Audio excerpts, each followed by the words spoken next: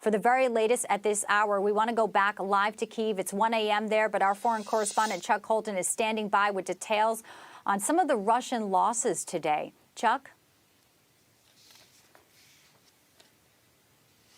Bianca, you've heard a lot about the horrors that have been visited on the Ukrainians by the Russians in this conflict in the last 9 days. However, today was not a very good day for the Russians either. Captured documents show that Putin authorized this invasion back on January 18th, and they expected it to only be a 15-day campaign. Well, here we are, almost day 10 now, and they've failed to take all of the cities that they've tried to take except one, and in Kherson.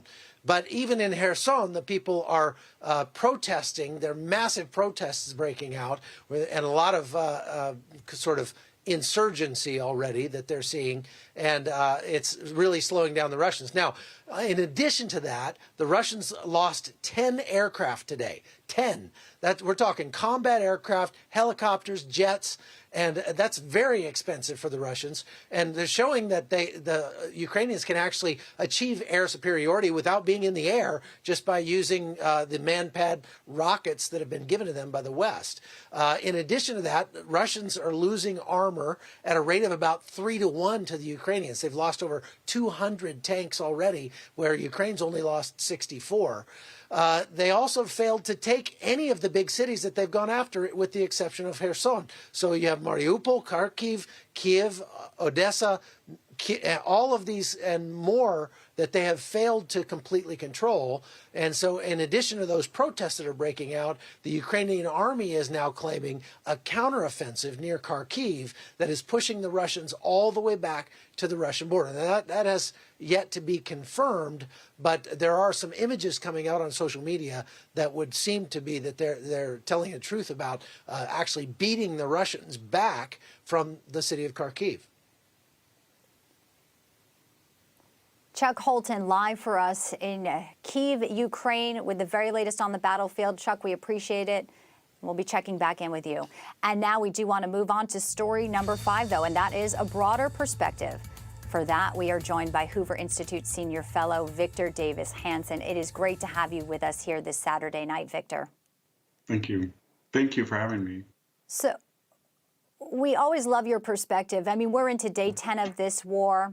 Some say Putin has been holding back. He doesn't want to perhaps have to rebuild the entire country, destroy Kyiv. And ultimately, many say he will not stop until he has what he wanted. And he's wanted this for a long time, Victor.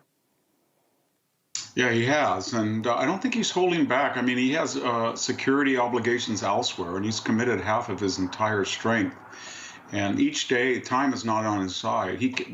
When your reporter mentioned 200 tanks, that would be the largest tank loss, I think, on any side since the first Gulf War of 1990, and it goes all the way back probably to 1973, the Yom Kippur War. So those are unsustainable losses. And the asymmetric of a man with a $250,000 javelin taking out a $3 million tank, that's not sustainable for Russia. So I think he's going, and I don't think we need to talk about assassinating him or no-fly zones, because all we need to do is keep the sanctions up and pour the weapons in. I think the Ukrainians are starting to achieve some momentum. It sure sounds like it. And of course, the whole world is rooting for them. You know, Trump provided some serious defense weaponry that they are, as you said, they're using now to take out tanks. And Chuck said 10 aircraft, Russian aircraft, were lost today. They're trying to hold on. Zelensky's trying not to be assassinated. At the end of the day here, though, this was, you know, a timing for Putin where he felt that he could get in and take Ukraine. And obviously, you know, it's the administration here who is dealing with sort of trying to play catch up. Yeah, I mean, the reason that Putin went in, let's be frank, is that there had been years of appeasement by the left during the Obama administration, and we would not sell him javelins or stingers until Trump did. And then when Biden came in, he did not stockpile them. We should have been sending huge amounts in October, November. Biden unfortunately begged Putin to pump oil. That showed weakness when he had basically said to the world, we don't want to pump any of this dirty oil that we desperately need, but we want Russia and Saudi Arabia to do it. That's in a terrible signal. Afghanistan added to the end of deterrence. And remember the hacking where he just said, well, if you're going to hack, these 16 U.S. entities off your list. So he projected weakness, and we know from Trump that Trump did not, but we also know Putin, and that meant whether it's Georgia or Eastern Ukraine or Crimea, boy, when oil is high and the West needs it, and he's full of petrodollars, and a president talks tough, calls him a killer, calls him a bully, but doesn't toughness and deterrence, he moves, and that's why he moves, especially when he has an apparent perception that there's dissension in NATO or the Europeans won't fight. But the longer that Ukraine held out, the more that the West rallied. And I think I was surprised that the German chancellor, for example,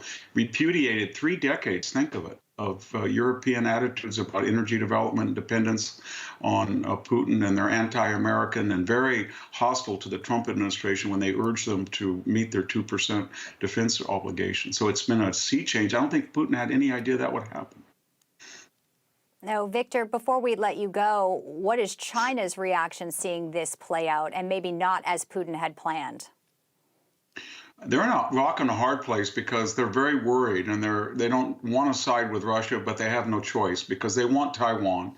And now they're looking at Taiwan and they're saying, maybe the Taiwanese will fight like the Ukrainians. Maybe the Americans and the West will drop javelins and stingers like they're doing in Ukraine. Maybe these financial and economic sanctions will be applied against us. Maybe Chinese students will have to leave the West. And they think, my gosh, that's something we didn't anticipate. And so we want Ukraine to work. So the West says, see, the Russia or China can absorb these countries anytime they want. But the longer Ukraine holds out, the more the Taiwanese get encouragement, the more the West gets encouragement, and the more depressed China. China's going to get desperate, I think, because if Ukraine survives against all that was thrown at it, then the Taiwanese question really is iffy. We were saying, oh, we can't defend Taiwan. It's inevitable they're going to take it. I don't think so. Victor Davis Hanson, we could speak so much more about this. Unfortunately, we're out of time, but we thank you for joining us on The Count this Saturday night.